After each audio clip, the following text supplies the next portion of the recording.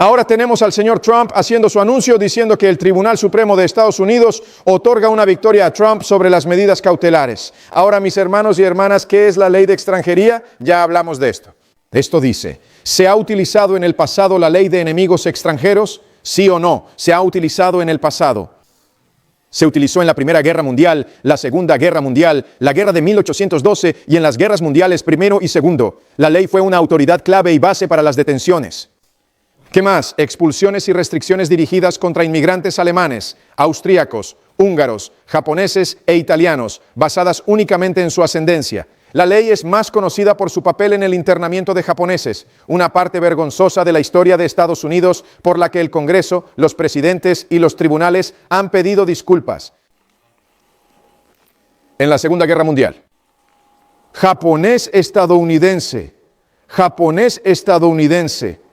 japoneses que nacieron en Estados Unidos, que deberían haber tenido la ciudadanía por haber nacido en Estados Unidos, fueron internados en campos de detención, en campos de concentración y en prisiones.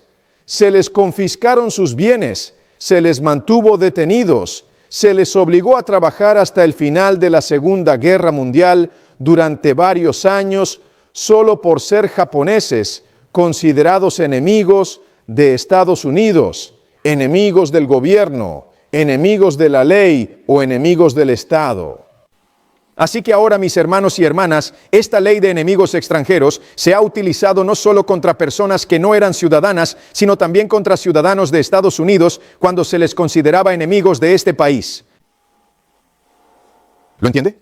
Sí, por favor.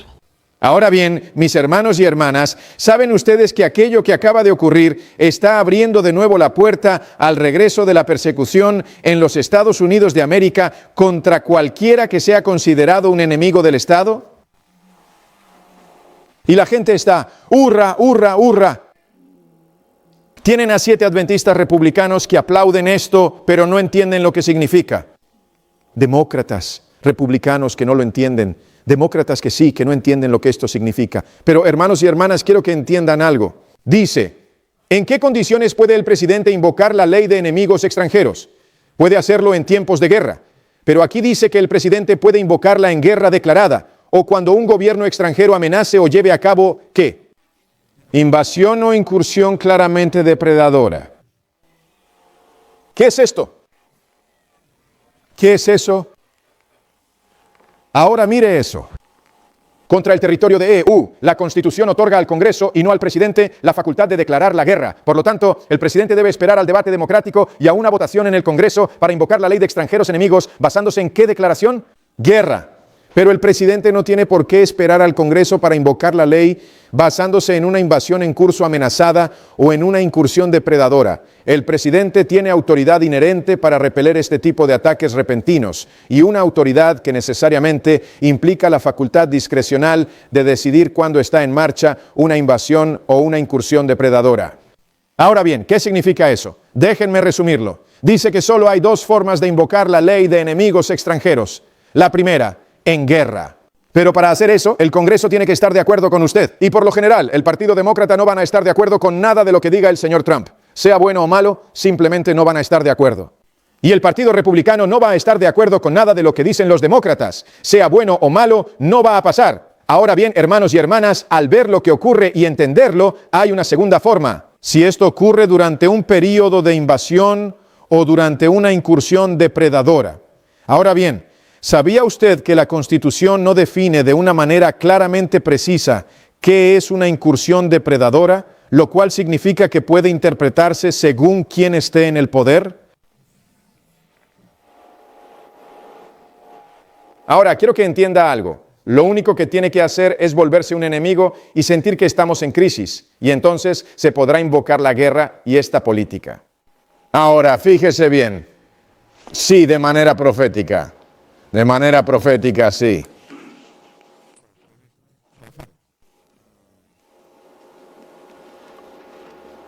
¿Cuándo nos sucederá esto a nosotros? ¿De manera profética, acaso? Mire ahora mismo. Es una buena pregunta. Mire ahora mismo. ¿Deben interpretarse literalmente los términos invasión e incursión depredadora? ¿O podría el presidente proclamar una invasión retórica?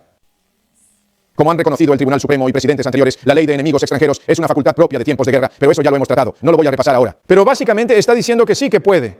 Puede decidir qué es esa invasión radical o una invasión distinta de una invasión física. Ahora fíjese en lo que dice el profeta.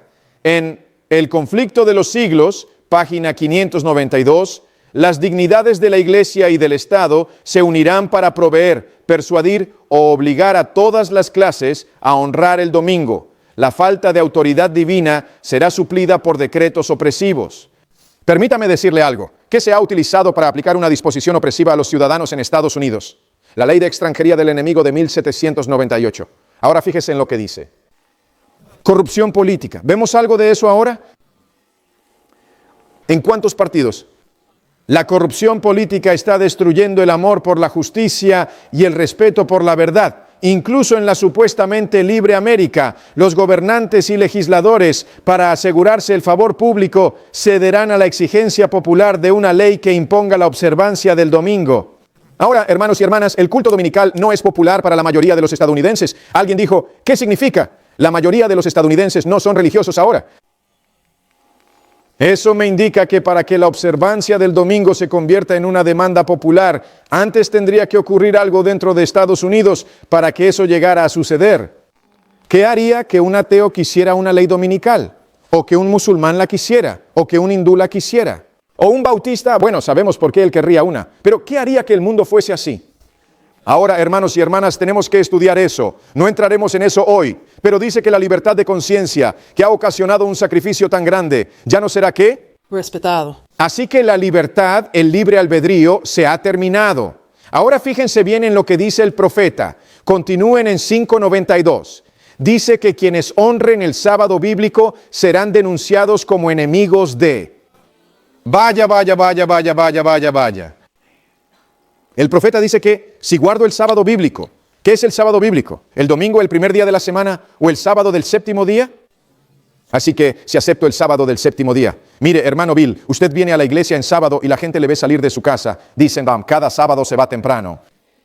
Nos observan hermana Shirley y hermana Debbie, nos ven irnos y saben que no estamos. Ahora, hermanos y hermanas, ¿saben lo que significa? Si guardamos el sábado bíblico, seremos denunciados como enemigos. Pero alguien dirá, pero yo he nacido en América. Eso mismo dijeron también los japoneses. Se está cuestionando la ciudadanía por derecho de nacimiento. Y más le vale entender que esto en realidad está llevando a otra cosa. Dice que quienes honran el sábado bíblico serán denunciados como enemigos de la ley y el orden. Como si estuvieran desmantelando las barreras morales de la sociedad.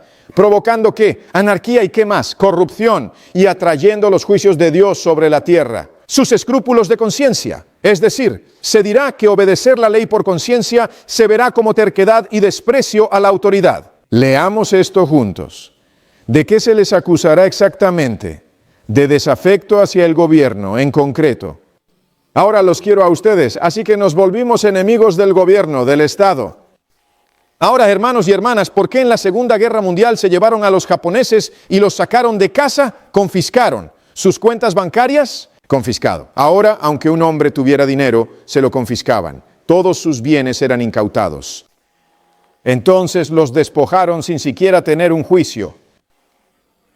La ley de extranjeros enemigos lo hizo posible. Sin el debido proceso, los llevaron a campos de concentración. Los obligaron a trabajos forzados hasta que terminó la guerra. Ahora bien, hermanos y hermanas, eso podría pasarle a cualquiera que sea considerado enemigo. Y si aceptan el sábado bíblico, ¿saben qué? Los llamarán enemigos. ¿Lo ve? Cada día nos acercamos más y más a la ley dominical. Y Dios nos está diciendo, por favor, tenemos que despertar. Algo tiene que suceder porque vamos a tener que enfrentarnos cara a cara con aquello que amenazaría la vida del ser humano.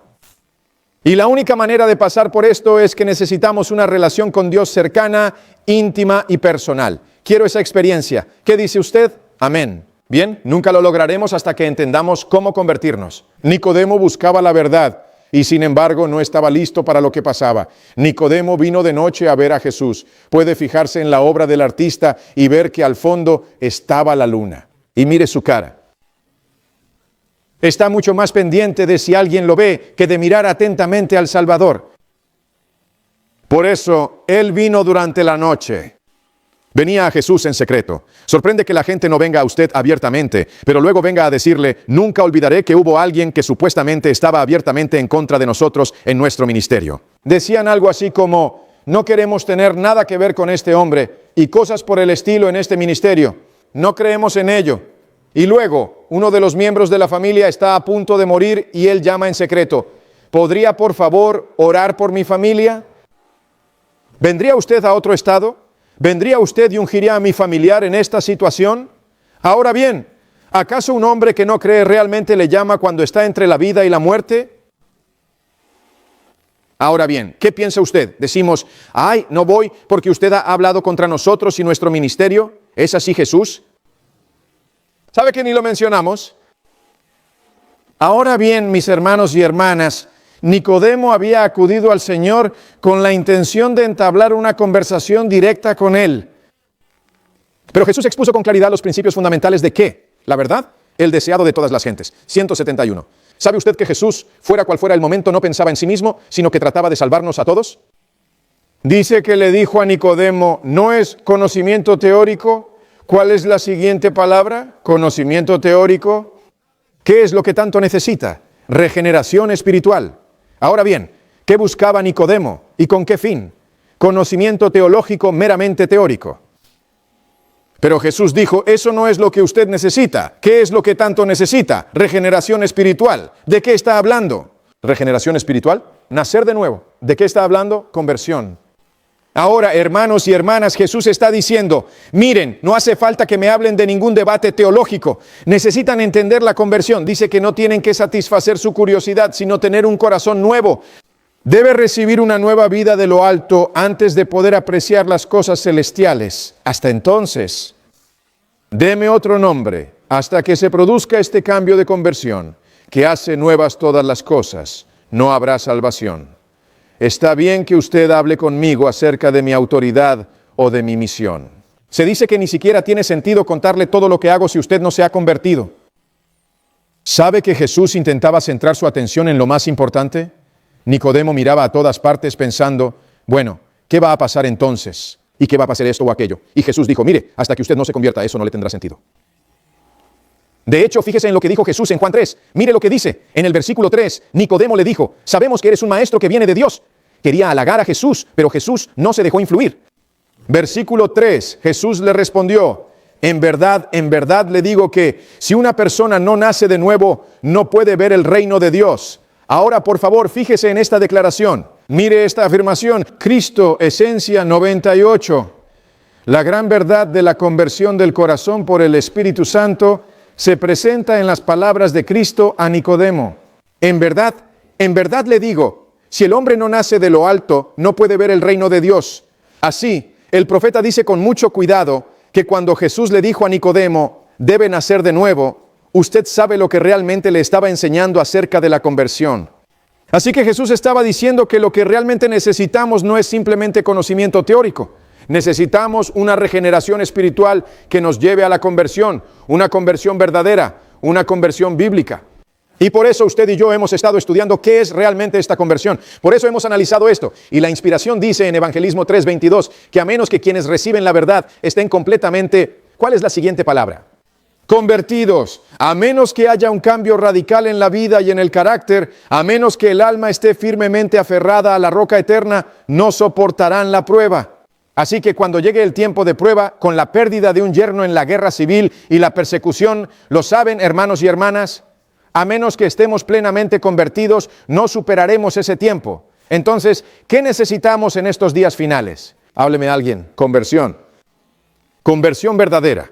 Conversión bíblica.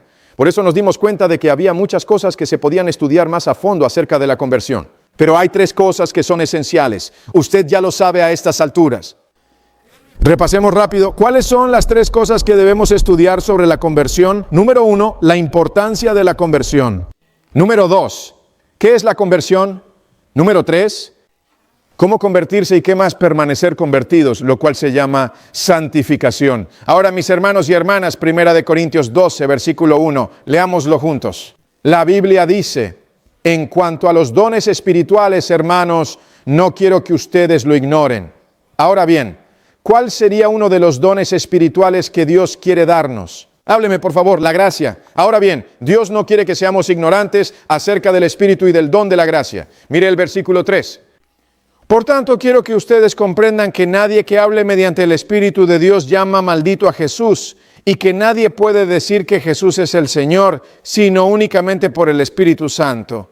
Pero ¿cuál es el método? Por el Espíritu Santo. Hay una relación entre los dones y el Espíritu Santo. El Espíritu Santo. Luego la Biblia dice en el versículo 4, ahora hay diversidad de dones, ¿pero qué? Así que, aunque usted pueda mostrarme el don de gracia, el de profecía, el de sanidad, o esto o aquello, o de levadura o conversión, todos son dones distintos, pero un solo dador, el don, el poder y la presencia del Espíritu Santo. Luego la Biblia dice en el versículo 7, pero la manifestación del Espíritu se da a cada persona para provecho de todos. Y el versículo 8, porque a uno le es dado por el Espíritu. Ahora quisiera hacerle una pregunta. ¿A uno se le da qué? ¿Qué significa dado? Así que un regalo es algo que se entrega. ¿Y quién es la persona que da ese regalo? El Espíritu de Dios o el Espíritu Santo. Entonces, mis hermanos y hermanas, si recibo la levadura o si recibo el don de la gracia, ¿por medio de quién debe venir? Así que yo no puedo recibir al Espíritu Santo, pero es gracias al don de la gracia por lo que estamos aquí juntos. Así que ahora, mis hermanos y hermanas, lo que Dios quiere hacer es mostrarnos cómo podemos abrirnos para que el Espíritu ponga este don dentro de mí. ¿Cómo sucede? Así que ahora, mis hermanos y hermanas, la Biblia dice que leemos el versículo 7, el versículo 8. Luego el versículo 9 dice, a otro fe. ¿Qué quiere decir cuando dice a otro fe? Que así es como lo va a dar. Así que el Espíritu puede dar este don. A uno, fe por el mismo Espíritu, y a otro, dones de sanación por el mismo Espíritu. Así que, sea cual sea el don que se conceda, lo concede el Espíritu Santo. Ahora quiero hacerle una pregunta.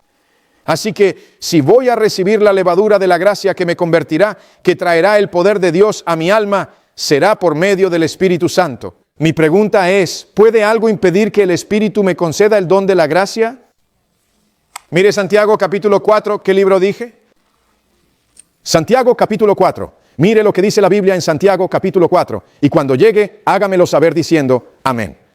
Santiago capítulo 4. La Biblia me dice que puede impedir que el Espíritu me conceda el don de la gracia en Santiago capítulo 4. Ahora queremos continuar en el versículo 5. Necesito a alguien que lo lea. Santiago 4:5. ¿Alguien que aún no haya leído podría leerlo para mí? Santiago 4:5. Hermana Debbie, ¿qué dice en Santiago 4:5? Gracias. ¿Piensa usted que la Escritura dice en vano que el Espíritu que habita en nosotros desea con envidia? No, no lo dice en vano. Versículo 6, sigas, hermana. Pero Él da. Espera un momento, ¿qué hace Él? Él da. ¿Qué? Más gracia. Ahora bien, ¿quién nos da todos estos dones? El Espíritu. Continúe. Por lo cual dice, Dios se opone a los soberbios, pero concede la gracia a los humildes. ¿Qué hace? Él da gracia. ¿Dónde? Así que si yo no me humillo, entonces no puedo recibir la levadura de la gracia, la cual me convertirá. Estamos juntos, así que diga lo que diga. Si digo, no, Señor, voy a poner esta levadura, no podemos ponerla. El Espíritu debe ponerla. Pero si yo soy orgulloso, entonces me estoy resistiendo al Espíritu de una manera tal que Él no puede concederme el don de la gracia. ¿Tiene sentido? Pero ahora fíjense, en el versículo siguiente, la Biblia me dice cómo humillarme. ¿Cuál es el versículo 7? Leamos juntos las dos primeras palabras. Sométanse pues a Dios, resistan al diablo y Él huirá de ustedes. Ahora bien, mis hermanos y hermanas, nuestro problema es que estamos intentando resistir al diablo sin contar con el verdadero poder de Dios. Y fracasaremos todas las veces. El poder viene a través de la gracia. La gracia es el poder de Dios. Pero hermanos y hermanas, si intento resistir y después vencer el pecado, primero voy a fracasar. Mi vieja naturaleza volverá a imponerse nuevamente. Entonces, ¿qué es lo que tiene que suceder para poder recibir la gracia y tener el poder necesario para vencer? me humillo. ¿Y de qué manera me humillo? El versículo 7 dice, sométanse pues a Dios. Entonces, ¿qué es lo que permite que el Espíritu me conceda el don de la gracia cuando aprendo a someterme al Espíritu Santo? Así que ahora, hermanos y hermanas, ¿entienden entonces que el poder de Dios fluyendo a través de nosotros, la levadura que entra para transformarnos, depende de que aprendamos a someternos? Si no me someto, ¿qué sucede? Dios debe resistirme. Ese es nuestro problema. Nos resistimos al Espíritu Santo y nos sometemos a Satanás. Nos resistimos a Dios y nos sometemos a nosotros mismos y al pecado. Y así el poder de Satanás está en nosotros, el poder del pecado está en nosotros, el poder del yo está en nosotros, pero el poder de Dios no está en nosotros. Y esto sucede porque no nos sometemos a Dios. Entonces, ¿cuál es la gran lección que debe aprenderse? La lección de la sumisión. ¿Sabe usted que esta es una de las grandes lecciones que el ser humano no quiere aprender hoy? ¿Sabe usted que esta es una de las principales razones por las que Dios estableció un hogar adventista para enseñar a sus miembros a someterse? ¿Sabe usted que cada miembro de la familia debe aprender esta lección si quiere que el poder de Dios fluya por él? Y así, para concluir, veámoslo en estos últimos minutos. ¿Cómo es que nos sometemos? ¿Es una buena pregunta? Sí, lo es. Vayamos ahora a nuestras Biblias para comprender la sumisión en el libro de Génesis. Retomamos donde lo dejamos. Génesis 16. Vamos a Génesis 16 y estamos tratando de entender esta sumisión. Ahora miren lo que dice el profeta. Ahora se entiende. Parábolas de Jesús, página 96. Leámoslo juntos mientras vamos a Génesis 16. ¿Qué dicen palabras de vida del gran maestro? Página 96, párrafo 2. Juntos dice, pero el hombre, ¿qué no puede hacer? Transformarse a sí mismo mediante el ejercicio de su voluntad. ¿Qué posee? Ningún poder con el que se pueda efectuar este cambio. Bien, ¿de dónde vamos a obtener ese poder? ¿Cuál es la siguiente palabra? La levadura. Algo santo que venga desde fuera debe ser colocado en la masa antes de que en ella pueda producirse plenamente el cambio deseado. Leamos esto juntos, por favor. Así pues, el pecador debe recibir la gracia de Dios antes de poder ser preparado para el reino de gloria. Toda la cultura y la educación que el mundo pueda ofrecer no lograrán transformar a un degradado hijo del pecado. ¿Qué hijo del cielo? La fuerza verdaderamente renovadora debe venir de Dios para que el cambio pueda llegar a realizarse plenamente.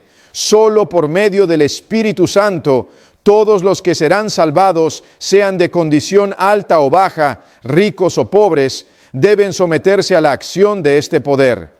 Así que esto me dice que no hay conversión a menos que aprenda a someterme al Espíritu Santo. Eso puede traer la levadura de su gracia y a Cristo dentro de mí, que puede cambiarme y hacer por mí lo que yo nunca podría hacer por mí mismo. ¿Tiene sentido? Entonces, ¿qué es lo que debo aprender? ¿Cómo someterme? ¿Eso debo aprender? Someterme.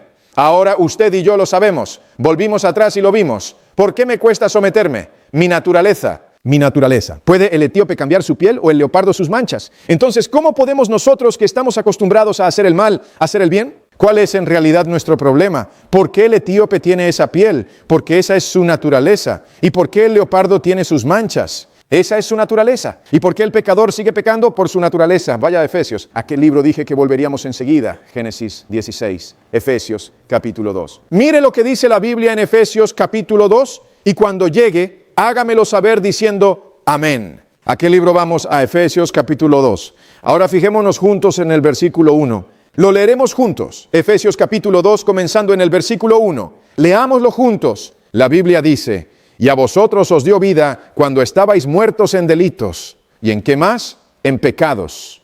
Versículo 2, juntos. En lo cual, en otro tiempo, ustedes andaban. ¿Cómo? Según el curso de este mundo. Nos está diciendo cómo llegamos a ser mundanos. ¿Cómo andamos como pecadores? Dice, según el curso de este mundo, según el príncipe de la potestad del aire, el espíritu que ahora actúa en los hijos de ¿qué cosa? Así que nos está diciendo cómo desobedecíamos y nos está pidiendo que nos fijemos bien en cuál es nuestro problema. Versículo 3. Entre los cuales también todos nosotros vivimos en otro tiempo, hablando de nuestra manera de vivir en el pasado, en las pasiones de nuestra carne, satisfaciendo los deseos de la carne y de la mente. ¿Por qué? porque también éramos por nuestra propia naturaleza hijos de ira del mismo modo que los demás. ¿Por qué estamos muertos en el pecado y seguimos caminando de manera continua según la forma de este mundo? ¿Por qué? Por nuestra naturaleza. ¿Está clara la Biblia? Sí. Ahora bien, ¿sabe usted qué nos dio Dios como vía de escape? Porque fíjese, ahora observe lo que dice el profeta. Era posible que Adán, antes de la caída, formara un carácter justo mediante la obediencia a la ley de Dios, pero no lo logró. Y a causa de su pecado, nuestras propias palabras de la Escritura, nuestra naturaleza, están caídas. No podemos ser justos por nosotros mismos. Como somos pecadores e impuros, no podemos obedecer por completo la santa ley. No tenemos justicia propia para cumplir las demandas de la ley de Dios. Pero Cristo ha preparado un camino de escape para nosotros. ¿Y cuál es entonces el camino de escape? Desde nuestra naturaleza. Alguien dice que cambiará mi naturaleza y que en un abrir y cerrar de ojos viviré de otra manera. Pero no es así. ¿Cuál es el camino de escape? Está bien. ¿Cuál es la vía de escape? La naturaleza divina. La naturaleza divina. Ahora, mis hermanos y hermanas. Y ahora, ¿cómo obtenemos la naturaleza divina? ¿Cuándo? ¿Qué es lo que nos permite realmente obtener la naturaleza divina? Amaya. Nacer. No lo somos. Eso es lo que nos dio nuestra naturaleza original. Y eso, si volvemos a nacer, nos dará una nueva naturaleza. Pero piense en esto. Piense en esto ahora. Piense en esto ahora. Quiero que observe cómo sucede esto. Ahora, ¿qué es lo que nos convierte? Levadura pero gracia. Ahora mire el capítulo, Efesios 2. Mire el capítulo. ¿Por qué hacemos lo malo? Nuestra naturaleza. Versículo 3, correcto. Versículo 4. Pero Dios, rico en misericordia, por el gran amor con que nos amó. Versículo 5. Aún nosotros, muertos en pecados, nos dio vida juntos por gracia. Con Cristo por gracia. Entonces, en este capítulo, ¿qué hace Él con nuestra naturaleza? ¿Cómo cambia nuestra naturaleza? Dándonos su gracia. Es el poder de Dios. Ahora recuerden que en la segunda epístola de Pedro leemos que somos partícipes de la naturaleza divina, pero recuerden que el versículo empieza diciendo que la gracia y la paz se multipliquen en ustedes. La gracia es lo que nos hace partícipes de la naturaleza divina, para poder escapar de la corrupción del mundo por la concupiscencia. Sin la gracia de Dios, nunca podríamos participar de la naturaleza divina. Entonces, ¿qué nos permite participar de la naturaleza divina? Dímelo, la gracia. ¿Cuál es el camino de escape de la naturaleza en la que caímos, el pecado, al apartarnos de la gracia? Ese poder es Cristo. Solo su gracia puede levantarnos desde el lugar a donde el pecado nos ha llevado. Sin embargo, ¿por qué no tenemos esta gracia?